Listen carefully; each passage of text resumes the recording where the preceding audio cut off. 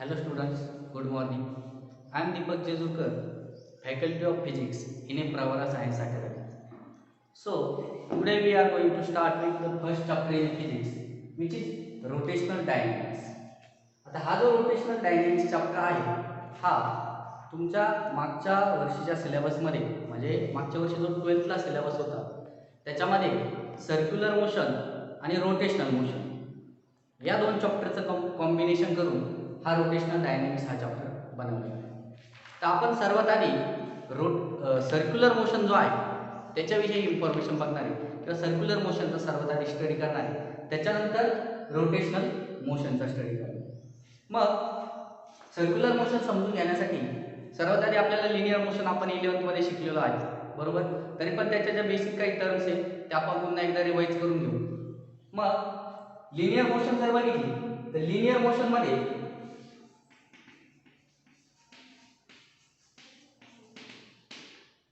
जर या पॉइंट पासून ऑब्जेक्ट या पॉइंट पर्यंत जर मूव्ह झाला तर हे जे डिस्टन्स आहे त्याला आपण x म्हणतो किंवा यालाच आपण डिस्प्लेसमेंट म्हणतो, बरोबर. आणि लिनियर मोशन मध्ये जी व्हेलॉसिटी आहे ती आपण v ने दाखवतो आणि व्हेलॉसिटीचं आपण डेफिनेशन सांगू शकतो की rate of change of displacement with respect to time is called velocity, बरोबर.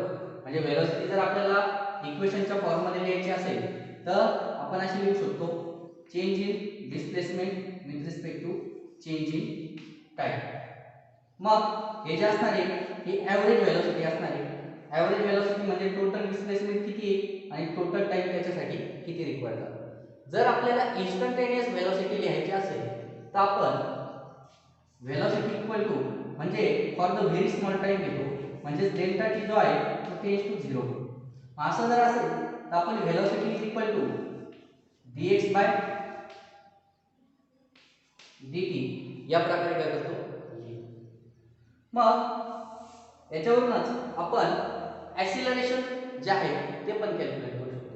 ऍक्सिलरेशनची बेसिक डेफिनेशन पण आपल्याला माहिती आहे. The rate of change of velocity with respect to time is called acceleration.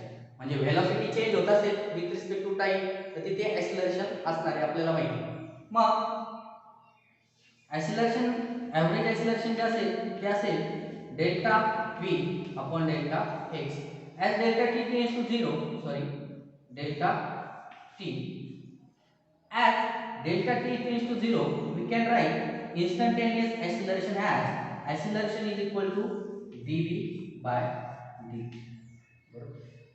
हे झाले ऍक्सिलरेशन आणि व्हेलॉसिटी साठीचे फॉर्म्युले लिनियर मोशन. आपल्याला याच प्रकारे सर्क्युलर मोशन मध्ये डिस्प्लेसमेंट काय असणार आहे, व्हेलॉसिटी काय असणार आहे, किती प्रकारचे ऍक्सिलरेशन असतात सर्क्युलर मोशन मध्ये, कोणकोणते ऍक्सिलरेशन आहे, त्यांचे डायरेक्शन काय आहे, हे सर्व आपल्याला याच्यामध्ये काय करायचे, स्टडी करायचे. मग हे लिनियर मोशन साठीच्या बेसिक कन्सेप्ट तुमच्या क्लिअर असतील किंवा जे तुम्हाला गरजेचं आहे ते आपण इथे घेतो. मग आपण स्टार्ट करू आता सर्क्युलर मोशन.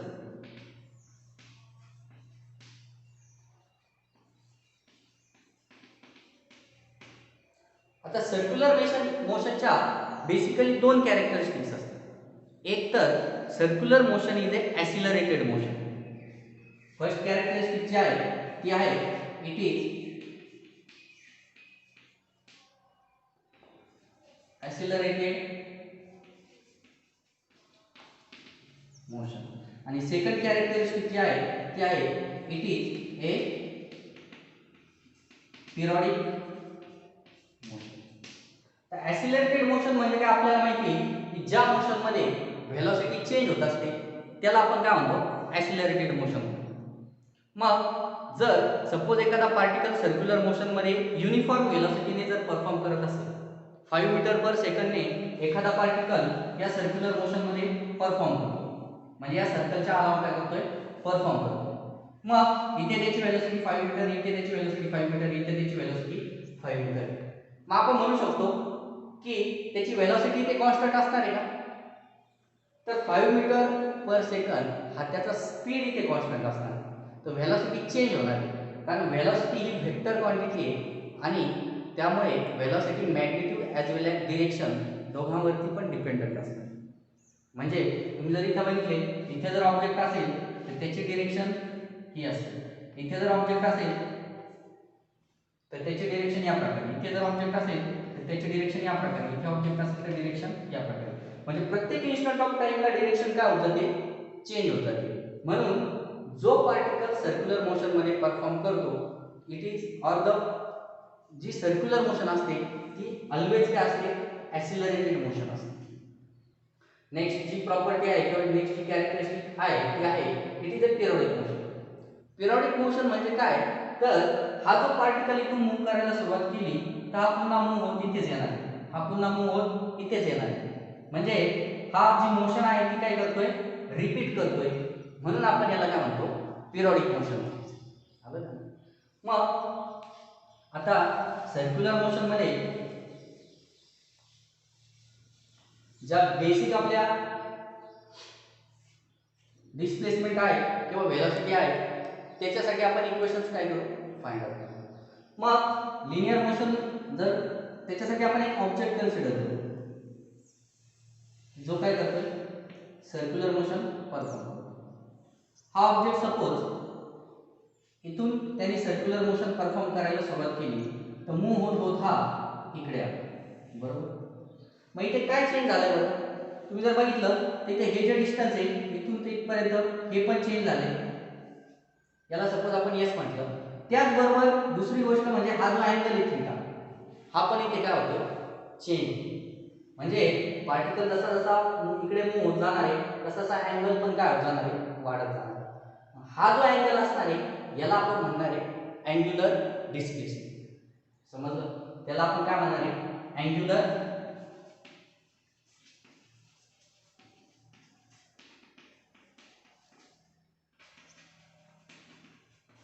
डिस्प्लेसमेंट. तो आपण दाखवणार आहे थीटा.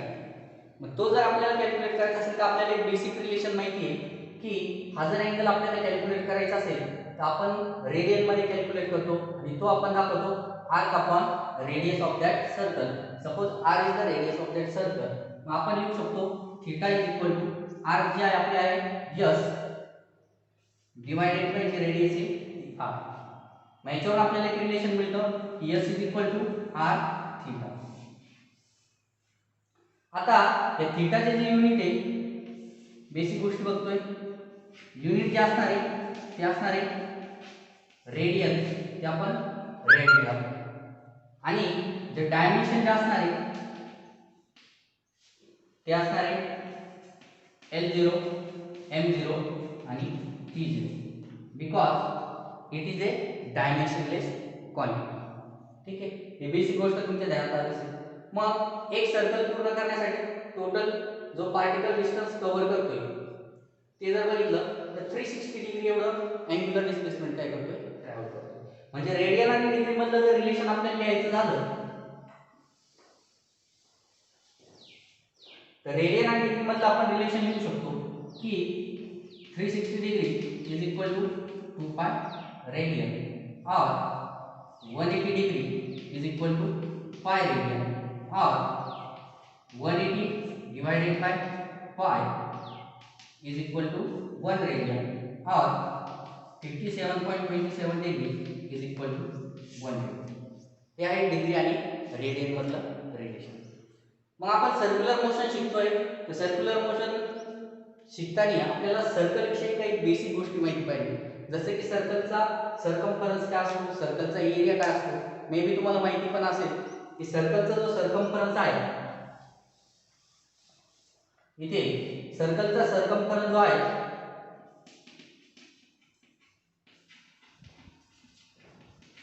तो आपण 2 पाय r ने दाखवतो, where r is the radius of that circle आणि एरिया जो आहे तो आपण दाखवतो पाय r स्क्वेअर.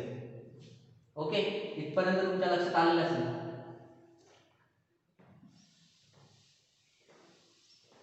हे बघितलं आपण अबाउट द अँग्युलर डिस्प्लेसमेंट. मग अँग्युलर डिस्प्लेसमेंट विषयी आपल्याला जे बेसिक रिलेशन मिळालं ते काय मिळालं, s is equal to r theta. हे रिलेशन आपल्याला मिळालं, बरोबर. और s bar is equal to r theta. आता जसं डिस्प्लेसमेंट दाखवल्यानंतर आपण लिनियर मोशन मध्ये व्हेलॉसिटी दाखवतो, तशीच अँग्युलर मोशन मध्ये पण जी व्हेलॉसिटी असणार आहे तिला आपण म्हणायचं आहे अँग्युलर व्हेलॉसिटी.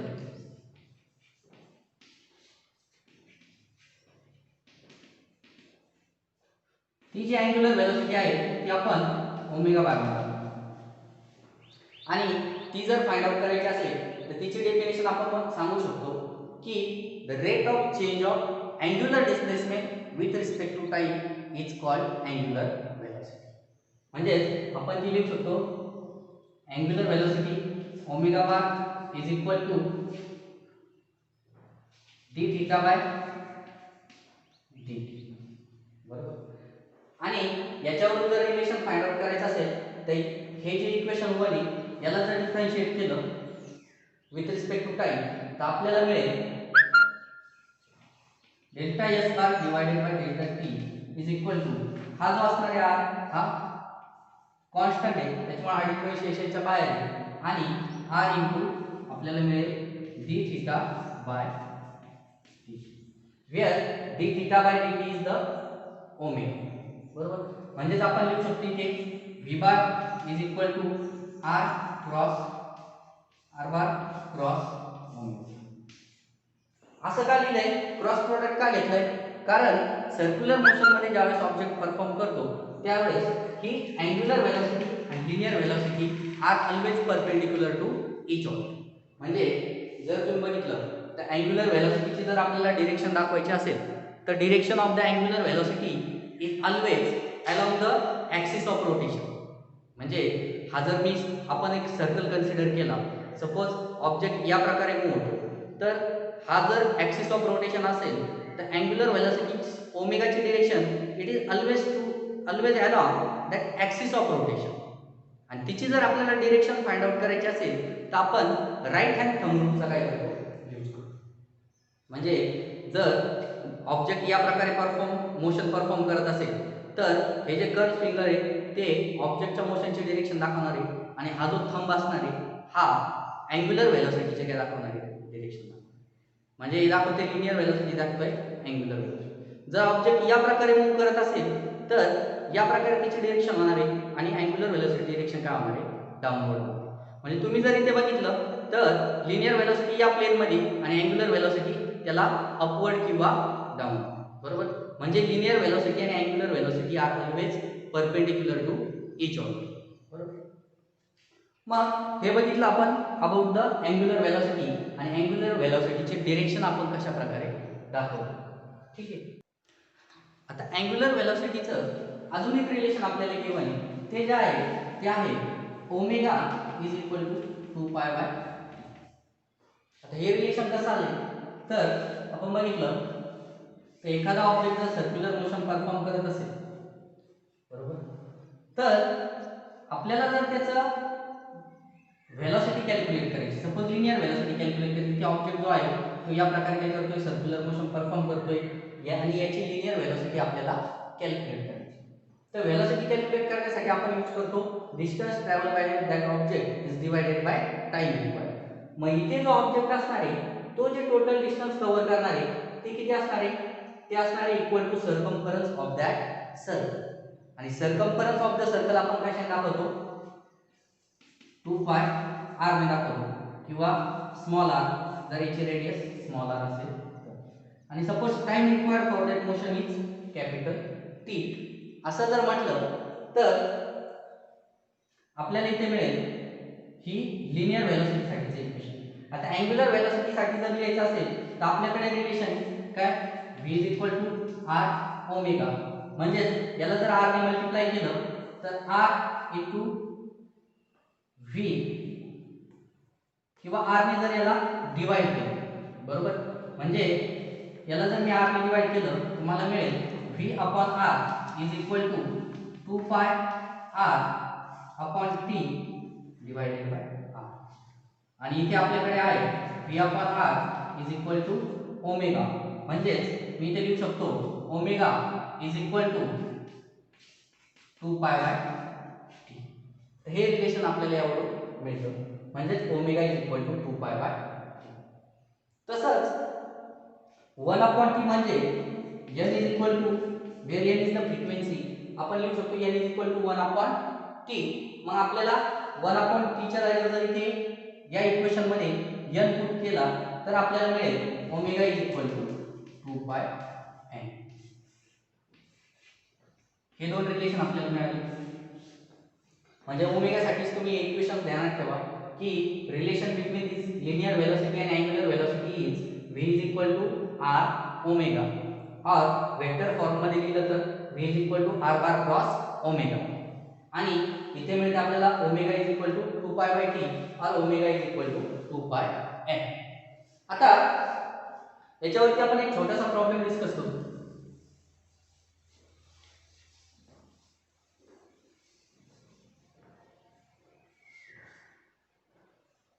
जर तुम्हाला अँग्युलर डिस्प्लेसमेंटची व्हॅल्यू दिलेली असेल, म्हणजे तुम्हाला angular displacement theta is equal to 3t² plus 2t या प्रकारे दिले आहे, आणि तुम्हाला value of angular velocity at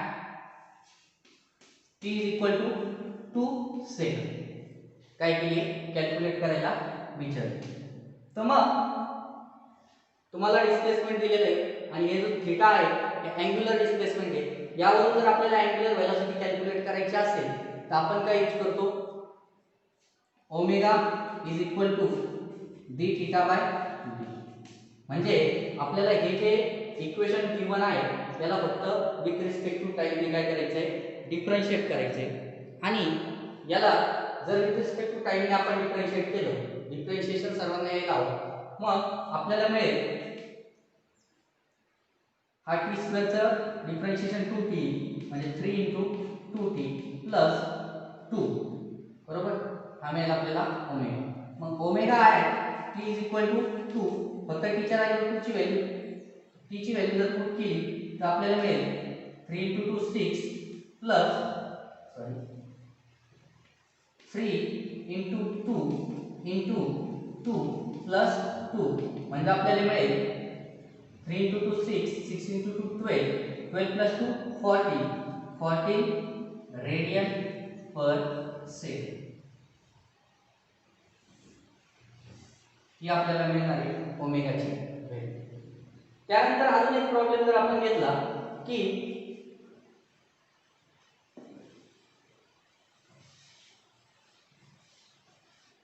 calculate the velocity or the angular velocity of the hour hand of a clock.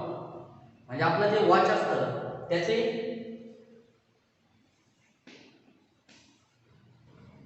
Question लिहून घेऊ आपण. calculate the angular velocity of